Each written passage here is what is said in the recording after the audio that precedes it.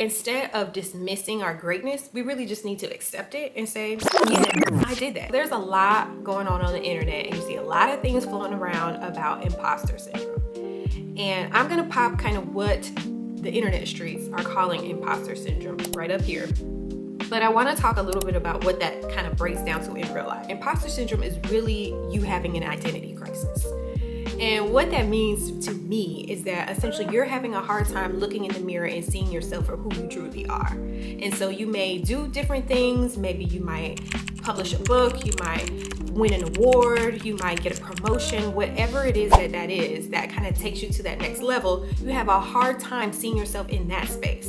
And so what you do is you kind of deny yourself that because you want to keep yourself in your comfort zone. And so I think imposter syndrome is that battle between who you once were and who you're becoming. And so how that comes out in the real world is somebody may say, oh my gosh, wow, congratulations, you've done a great job with XYZ. And instead of saying, I know, or thank you, you'll say, oh no big deal. That's nothing. I didn't really do anything that grand or that special, when the truth of the matter is, yes, you did. And you're actually walking in your light and in your power. So instead of negating the fact that you actually have accomplished a lot, you'll diminish it and say, no big deal.